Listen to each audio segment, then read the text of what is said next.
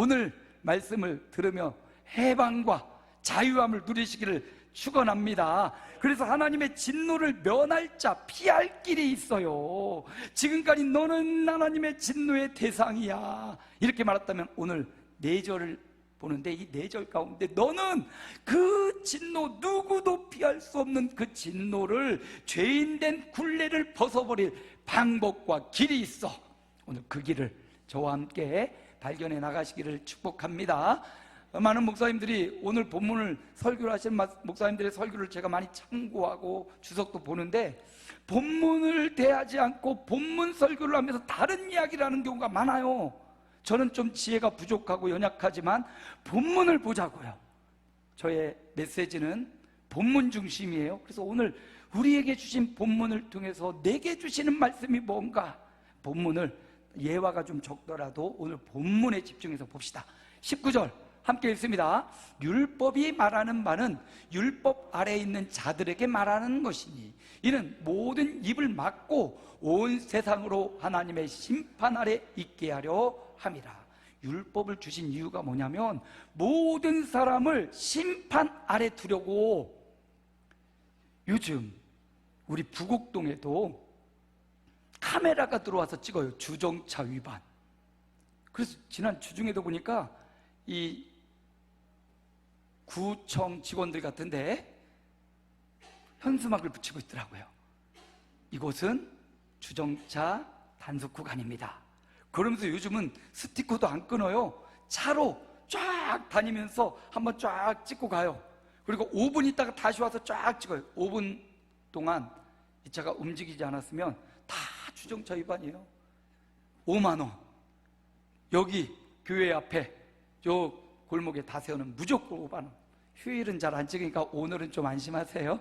평일날 이곳에 계속 다니면서 사진을 찍어요. 한동안 잠잠하다가 요즘 또 열심히 사진을 찍어가지고 교회 앞이 좀 훤해져서 평일엔 좋은데 주말엔 또 차들이 많아지더라고요. 이 법을 세워놓고 주정차 위반한 사람들 무조건 찍어가지고 과태료를 부과합니다. 잠재적 죄인이 된 것 같아요. 예? 여기 차가 그렇게 많이 다니는 구간이 아닌데도 법으로 보면 우리 가운데 라인에 2줄 노란색 라인이에요. 중앙선을 침범하지 못하는 아주 엄격한 2줄 라인이 교회 앞에 쳐져 있거든요. 법적으로 보면 여기 되면 안 돼요. 그러나 도리적으로 보고 윤리적으로 보면 이곳이 막 차가 붐비는 것도 아니고 막 도시도 아니에요. 저기 막 중앙동도 아니잖아요. 그런데 여기까지 와서 막 카메라를 들이두고 과태료를 막 부과를 하고 있는 거예요. 그걸 보면서 우리 모두는 잠재적 범죄자구나, 그걸 깨닫게 돼요. 잠재적 범죄자.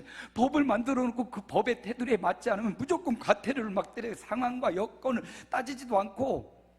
윤리적인 법, 사회 법도 우리를 잠재적 죄인 취급하면서 이거 주정차 했다고 막 해서 구청에 세금을 막 내게 하잖아요. 그런데 이 우리 사회의 법 잘 지켜야 돼요. 어쨌든 법이니까 될 수 있는 한 지켜야 돼요. 사회법도 그런데 하나님의 율법은요, 율법을 보면 가장 간단하게 보면 10가지 계명, 10계명이잖아요. 그런데 그거를 율법학자들이 토라 해가지고 613개로 나눠놨어요. 세부적인 법이 또 있어요. 613개를 또 잘라서 보면 하지 마라 계명이 있고요, 하라 이 계명이 반반 나눠져 있어요. 여러분, 우리나라 헌법도 굉장히 복잡하고 다양한데 이것도 부족해서 또다시 법을 국회의원들이 만들고 있잖아요. 하나님의 율법도 10가지 계명과 613가지의 해야 될 계명, 하지 말아야 될 계명을 다 만들어서 이스라엘 백성이 줬단 말이죠. 그럼 율법을 주신 목적이 뭐냐? 잘 생각해 봐야 돼요. 하나님이 율법을 주신 시점을 보면 애굽 땅에 종살이 할 때 주신 게 아니에요. 그렇죠? 애굽 땅 종살이 할 때 그들에게 율법을 주지 않고 하나님이 그들을 그냥 그곳에서 건져내고, 종되었던 땅에서 건져내고 홍해를 건너고 마라를 지나 엘림을 지나 시내산에 이르렀을 때 1년 정도 지났을 때 거기에서 하나님이 모세에게 율법을 주시고 계명을 주셨던 거예요. 자, 이걸 구속사로 풀어보면 하나님이 이스라엘 백성을 먼저 이걸 지켜, 그럼 내가 너희를 건져줄게, 이렇게 한 게 아니라 먼저 그들을 구원해 내고, 그리고 이제 어떻게 살아야 되는지 율법의 계명을 주셨다라는 거예요. 그러니까 우리가 무엇을 행해서 구원을 받는 게 아니라 예수 그리스도를 믿는 믿음으로 구원을 받고, 구원을 받은 사람이 어떻게 살아야 될지에 대한 법이 율법이었다. 구속사적으로 그렇게 풀리고요. 근데 율법을 보니까 너무 조항이 많아요. 해야 될 계명, 하지 말아야 될 계명, 그 계명을 다 지킬 수 있냐? 율법학자도 다 못 지켜요. 그냥 눈으로 보이는 것만 어떻게 해서 지키는 줄 몰라. 그러나 주님이 말씀하시기를 심령이 가난한 자는 복이 있다. 심령이 날마다 가난할 수가 있나요? 불가능해요. 마음으로 음욕을 품는 자마다 간음하는 자다. 아이, 마음속으로 멋진 남자가 멋진 여자를 보면서 어우, 이렇게 다 하잖아요. 간음하는 거래요.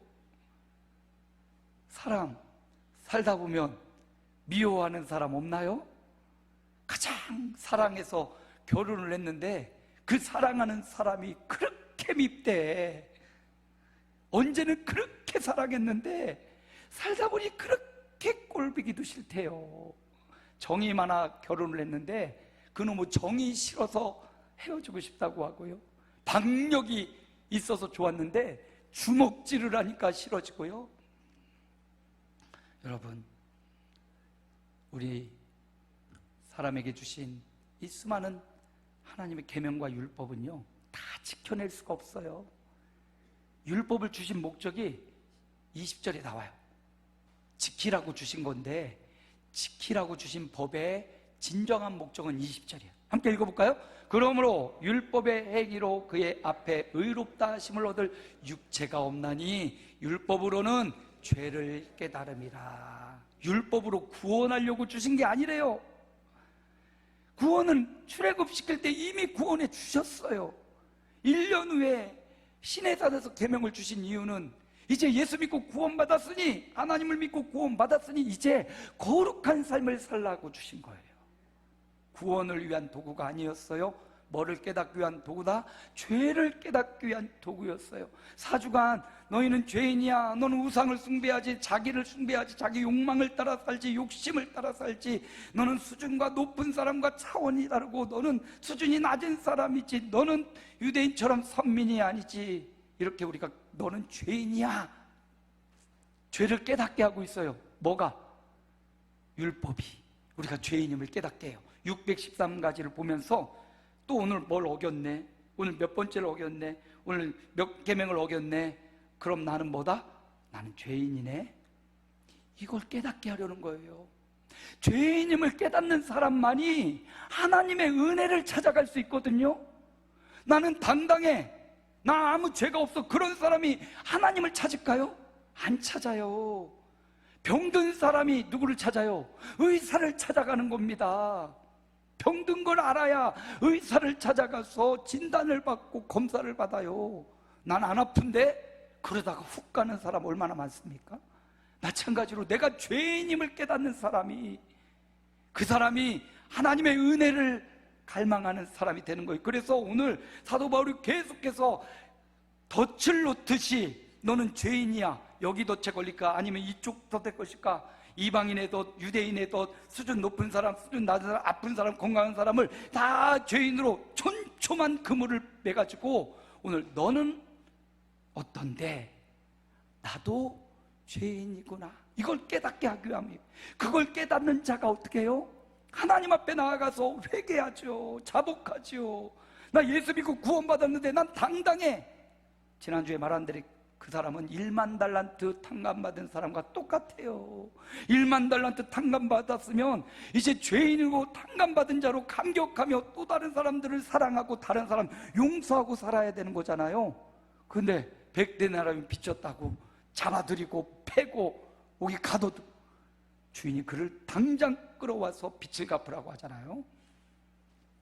여러분, 죄를 깨닫는 자가 하나님의 은혜에 더 가까운 사람이에요. 그래서 경건한 믿음의 선배들이 무슨 죄를 지은 것도 아닌데 통회하고 자복하는 사람, 그가 하나님의 은혜를 가장 많이 받는 사람이라고요. 예, 죄를 깨달았으면 뭐 해야 돼요? 회개하는 사람이 되는 거죠. 제가 우리 주변 우리 친구, 저와 동년배인 목사님이 아주 큰 교회를 건축을 해가지고 지금 이제 하고 있어요. 100억 넘게 들여가지고 지금 빚이 막 150억 넘는다고 그래요. 코로나 시기에 이 건축을 해가지고 엄청 힘들어서 살이 막 쪽쪽 빠지고 어려웠어요. 교회를 건축하는 과정을 옆에서 지켜보는 저로서 어떻게 할 수 있는 바가 없어 기도하다가 제가 마음에 하나님 감동을 주셔서 소정의 금액, 저에게는 큰 금액이지만 그 건축 규모에 비하면 아무것도 아닌 금액을 제가 이렇게 보내서 건축 헌금한다고 보내드렸거든요.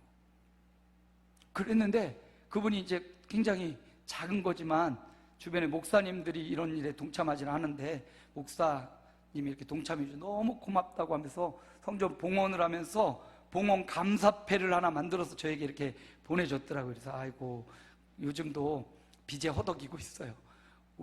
그 교회는 한 달 지날수록 1,000만 원 이상이 빚으로 계속 쌓이고 있다고 그러더라고요.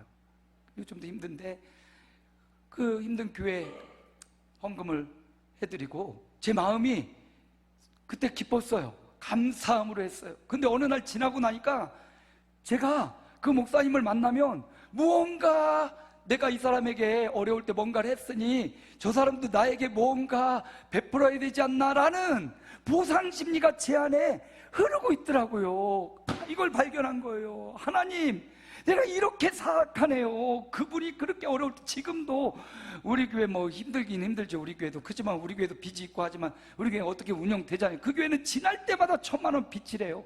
그런데 그런 양반을 보면서 제 마음에, 야, 내가 어려울 때 너 이렇게 내가 했다, 내 의가 살아서 너도 나에게 뭐 좀 해야 되지 않나, 이런 보상심리를 아직 갖고 있는 제 자신을 발견하면서 하나님, 내가 이렇게 사악하네요. 하나님, 내가 이렇게 죄인이네요. 이게 죄를 깨닫고 하나님 앞에 나아가니까 회개하게 되고 나 자신을 돌아보게 되고 그 죄를 가지고 하나님 앞에 가니까 하나님의 은혜가 얼마나 귀한 것인지를 또 깨닫게 되고요. 예수 피로 나 용서받았어. 만민중앙교회나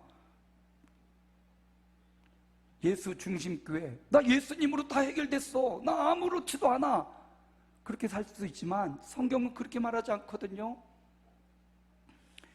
죄를 깨닫는 자가요, 경건한 사람이에요. 작은 일에도 상처를 입고 작은 일에도 그 죄로 말미암아 통회하는 사람이 경건한 사람이라는 거예요. 하나님 그래서 로마서를 통해서 다 걸려들으라고, 모든 사람 걸려들으라고, 너희는 죄인이야, 너희는 죄인이야, 너희는 죄인이야 이렇게 말하고 율법을 주시고 또 뭐 예배생활, 신앙생활에도 여러 가지 규칙과 교회에, 우리 교회 내규를 줘가지고 여러분들을 자꾸 죄인으로 몰아가는, 죄인으로 몰릴수록 우리는 하나님의 은혜를 찾을 수밖에 없고 하나님 앞에 나아가 회개할 수밖에 없고 하나님이 용서하신 그 용서의 은혜를 누릴 수 있는 겁니다. 한 주간 하나님의 진노를 피할 길은 뭐냐? 내가 죄인임을 스스로 발견해내는 거예요. 겉으로 행동으로 도둑질하고 사람을 죽이지 않더라도 내 마음에 흐르고 있는 이 죄성을, 아담이 범죄해서 아담 탓하지 말고요, 내 안에 이미 흐르고 있는 원죄가 있고 내 안에 욕구와 탐욕이, 죄악이 가득 차 있거든요. 그걸 발견해내면서 하나님, 내가 이토록 죄인입니다, 회개하고 자복하여 하나님의 진노를 피하는 저와 여러분 되시길 축복합니다. 두 번째 볼까요? 길어지는데 빨리 보겠습니다. 21절 함께 읽습니다. 이제는 율법에 하나님의 한 의가 나타났으니, 한 의가 나타났다, 여기 나타났다라는 원어를 살펴보면 계시, 요한계시록의 계시와 똑같은 말이에요. 하나님의 의를 계시해 줬다. 이 계시가 우리는 굉장히 어려운 것으로 알고 힘든 것으로 아는데, 계시의 원뜻은 밝히 보여주다. 누구나 볼 수 있도록, 누구나 이해할 수 있도록 밝히 보여주다. 이게 계시예요. 근데 그 계시를 어디에 보여줬냐? 21절 하반절 함께 읽습니다. 율법과 선지자들에게 증거를 받은 것이라. 여기 율법과 선지자로 계시해 놨다라는 거거든요. 율법과 선지자로 밝히 보여 계시했다. 율법과 선지자가 뭐냐? 그거는, 율법은 구약 성경의 토라, 창출 레민 신명기까지를 말하고요. 선지자들은 뭐냐? 선지자들의 글, 그 이후에 여호수아부터 말라기까지가 다 선지자의 글이에요. 그래서 율법과 선지자의 글은 뭐다? 성경이다. 성경이다. 하나님의 의를 밝히 보여놓은 곳이 있는데 그것이 어디다? 성경이다. 그러니까 성경을 보면 뭘 발견한다? 하나님의 의를 발견한다. 하나님의 진노를 피할 길을 성경을 통해서 발견할 수 있다. 그러므로 뭘 봐라? 성경을 보란 말이에요. 하나님의 진노를 피할 길이 어디 나와 있다? 성경에 나와 있다. 그러므로 성경을, 율법과 선지자를, 그 성경의 말씀, 율법과 선지자들의 증거를 받았다. 여기 증거라는 단어도 증언하다, 선포하다, 설교하다, 이런 의미거든요. 그러니까 우리가 계속해서 율법과 선지자, 하나님의 말씀의 설교를 들어야 돼요. 그리고 봐야 돼요. 읽어야 돼요. 깊이 묵상하고 암송해야 됩니다. 다른 책들은 한 번 보고 또 보면 금방 질려요. 아, 이거 봤던 내용인데? 근데 성경은 볼수록 달라요. 어린 시절에 봤을 때와 중년과 노년에 볼 때 또 다르고요. 또 깊이 묵상하면서 받는 은혜가 또 다르고요. 그래서 계속 반복해서 볼수록 하나님의 의를 발견할 수 있는 곳, 말씀이에요. 다른 곳이 아니에요. 계시는 꿈이나 환상이 아닙니다. 예, 물론 우리 중에 민감해서 꿈이나 환상을 통해서 하나님의 뜻을 발견하는 분들도 계시지만 위험합니다. 해석에 따라서 애매한 해석을 하면 그 꿈과 환상이 잘못 적용될 수가 있고요, 누구에게나 동일하게 적용될 수도 없어요. 그래서 꿈과 계시는 참고다. 뭐라고요? 참고다. 진짜 계시는 어디 있다? 성경에 있다. 그래서 성경을 통해서 우리가 어떻게 구원받는지, 어떻게 구원받았으니까 살아야 되는지 성경을 기준 삼고 살아야 정확할 수 있어요. 우리가 하나님의 진노를 피할 길은 어디에 나와 있다? 성경. 그런데도 구약의 성도들은, 신약의 성도들은 이 성경을 이렇게 갖고 다니는 사람이 한 명도 없었어요. 이렇게 갖고 다니는 사람이 다 두루마리, 이렇게 큰 두루마리가 똘똘똘똘 뭉쳐가지고 몇 개씩 가지고 들고 다녀야 한 말씀 보고 한 말씀 보고. 제가 말씀드렸죠. 이스라엘 방문했을 때 희년이라서 거기 만 13세가 되는 아이들이 와서 거기서 막 성인식을 할 때 한 말씀씩을 받아요. 그럼 거기 토라, 율법의 말씀을 가져와서 그걸 두루루 돌려가지고 딱 찍으면 그게 내 평생의 말씀이에요. 그 말씀 한 절 가지고 평생을 살아가요. 유대인들은 구약시대도 그랬고 신약시대도. 이렇게 성경이 어디 있었나요? 이렇게 성경이 만들어진 거는요, 예, 얼마 안 됐어요. 예, 20세기 들어서 이렇게 성경이 만들어졌거든요. 계시의 말씀, 밝히 하나님의 뜻과 의와 진노를 피할 길을 여기다가 딱 기록해서 우리는 언제나 성경에 집에 한두 권씩 있고 머리맡에도 있고 교회에도 있고 집에도 있는데, 있으면 뭐예요? 보질 않고 깨닫질 못하고 하나님의 뜻을 발견하려고 노력을 하지 않는데 부족입니까? 이것은 마귀가 떠나가는가? 아니에요. 선지자들의 증거를 받은 것이라 받아야 돼. 내 말씀으로 받아야 돼요. 설교를 내 말씀으로 받고, 설교 일주일에 1시간으로 여러분의 영적인 일주일의 시간이 이 1시간으로 절대로 채워지지 않아요. 유튜브의 말씀을 또 반복해서 보시고 여러분 개인적으로 하나님의 말씀을 읽고 묵상하고 이 말씀을 적용시키지 않으면 하나님의 뜻을 발견하기가 쉽지 않아요. 그러니까 어떻게 하자? 하나님의 말씀을 깊이 묵상하자. 하나님의 의와 뜻이 있는 그 말씀을 깊이 묵상하고, 우리 장모님도 이걸 지금 계속 쓰고 계시더라고요. 성경을 필사를 해요. 두 번을 쓰기로 작심을 하고 한 번을 벌써 썼고 이제 두 번째 쓰고 계시대요. 자녀가 우리 장모님이 우리 사모하고 아들 하나가 있거든요. 두 명이라서 아마 두 번을 쓰나 봐요. 사위는 자식도 아니야. 사유권 쓰지도 않고 두 명을 위해 쓰는데 두 번째 쓰는데 시험이 왔어요. 아주 큰 시험이 왔어요. 성경을 쓰는데 내가 말이지 그렇게 마음에 소원을 두고 성경을 쓰고 한 번을 쓰고 두 번째를 쓰는데 말이야, 에이 쓰기도 싫어. 목사님에게 시험이 들은 거예요. 여러분 꼭 목사님에게 시험이 들면 아주 큽니다. 이 상처도 크고요, 회복도 굉장히 어려워요. 그러니까 여러분 가능하면 저와, 제가 좀 성격이 좀 있고 그럴지라도 저와 막 부딪히면 저도 상처가, 여러분도 상처가 커요. 회복이 좀 어렵고 힘들어요. 우리 장모님이 지금 목사님하고 그렇게 오랫동안 40년 지기 목사님, 친구 같은 목사님과 이렇게 나가지고 지금 이거 설교가 방송되면 되나 모르겠다. 아무튼 그렇게 돼서 시험에 들어가지고, 여러분 성경을 썼다고 그게 무슨 부적입니까? 성경을 10번을 쓴 게 부적입니까? 그렇다고 효과가 나타납니까? 그 말씀을 내가 깨닫고 한 말씀이라도 내가 진리 가운데 거하고 시험을 이긴 말씀이 되어야 되는데 말씀을 쓰다가 시험에 걸려 칵 넘어져요. 말씀은 한 말씀이라도 깊이 묵상하는 게 중요하고 그 묵상의 범위를 점점 늘려가는 게 중요해요. 율법과 선지자들이 그래서 필요하고요, 목사님이 그래서 필요하고요, 증거를 받은 것이라. 이미 받아야 돼요. 마음에 받아들이고 그 말씀 묵상하여 하나님의 진노를 피하는 여러분 되시길 축복합니다. 마지막 세 번째, 이게 가장 중요해요. 세 번째, 진노를 피할 길 3장 22절 함께 읽습니다. 곧 예수 그리스도를 믿음으로 말미암아 모든 믿는 자에게 미치는 하나님의 의니, 이 하나님의 의는요, 마지막 하반절 보면 뭐가 없다? 차별이 없느니라. 하나님의 진노를 피할 길, 율법을 통해서 죄인됨을 깨달아 회개하고, 그리고 성경을 통해서 하나님의 진노를 피할 길을 계속 발견할 게 보는데 그 핵심이 뭔가 봤더니 예수 그리스도였더라.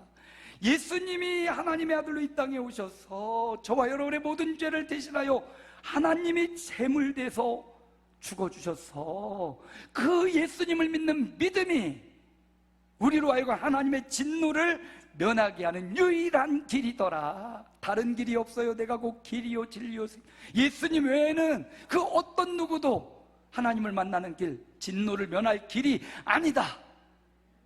그래서 바울이 로마서에서 바로 이거라고, 너를 내가 죄인이라고 계속 공격한 이유, 답답하게 한 이유, 예수님을 찾으라고, 하나님을 찾으라고, 그 하나님 앞에 나아가 용서함을 받을 수 있고 하나님의 진노를 피할 길을 예수님을 통해서 얻으라고 피 튀기듯 바울이 예수님을 전하고 있는 거예요. 늘 듣던, 교회에서 듣던 설교의 예수님이지만 개인적으로 인격적으로 예수님을 믿어야만, 받아들여야만 하나님의 진노를 피할 수 있어요. 부모님이 다녀서 또는 누구의 권면을 통해서 우리 교회 밥이 맛있어서 교회 다닌다고 하나님의 진노를 피할 수 있는 것 아닙니다. 개인적으로, 나 개인적으로 한 사람 한 사람이 예수님을, 우리를 위해 이 땅에 오신 하나님의 아들, 부활과 십자가를 통해서 우리의 구원을 완벽히 이루신 예수님을 믿는 믿음, 오늘 새벽에 민수기 22장을 보는데 거기에 이스라엘 백성들이 광야 40년을 거의 끝내고 이제 예루살렘 들어가기 직전이에요. 그런데 앞에 길을 딱 막고는 에돔 족속이 길을 안 내주겠다고 하니까 백성들이 길을 삥 둘러서 가야 되거든요. 길을 삥 둘러서 간다고 이스라엘 백성들이 속에 그냥 뿔따구가 나고 모세를 원망하고 불평하면 막 욕을 하는 거예요. 그러자 하나님이 진노해서 뱀을 독뱀들을 보내가지고 뱀에 물려갖고 사람들이 다 죽어가는 거예요. 아파서 여기저기 신음소리. 여러분 뱀 어땠습니까? 뱀 물려보셨나요? 물려본 분이 없네. 우리 아버지가 뱀장수였잖아요. 우리 아버지가 사철원 건강원을 아주 이른 시기에 해갖고 쫄딱 망했거든요. 갖가지 뱀들을 다 봤어요. 코브라도 보고 독사도 보고 꽃뱀도 보고 화사도 보고, 똑같은 말인가? 그래서 물뱀도 있고 수많은 뱀들이 있는데 저도 물려보지는 않았어요. 근데 우리 친구 중 하나가 뱀 잡으러 갔다가 꽃뱀에 물린 거, 꽃뱀에. 근데 이가 그냥 보통 이가 아니라 뱀이 는 뭐 이렇게 갈고리처럼 돼서 딱 물었는데 막 쳐내도 이게 안 떨어져 막 쳐냈는데, 꽃뱀에 물렸는데도. 여러분, 하나님의 진노를 피할 수 있는 유일한 길, 예수 그리스도. 예수님의 십자가 외에는 없어요. 이스라엘 사람들이 그 뱀에 물려서 다 아파서 독뱀에 물려, 또 꽃뱀도 아니고 죽어가던 그들이, 하나님이, 모세가 막 간절히 기도하니까, 하나님, 백성들이 죽어, 이제 가나안 땅이 눈앞인데 여기서 이 사람들 다 망하게 죽이시렵니까? 하나님이 모세에게 구리로 뱀을 하나 만들어서 장대에 높이 들어라, 그걸 쳐다보면 살리라. 뭘 지키고 행하고 행동이 구원을 주는 게 아니라 높이 들린 장대의 뱀을 쳐다보면 살리라. 믿음은 그거예요.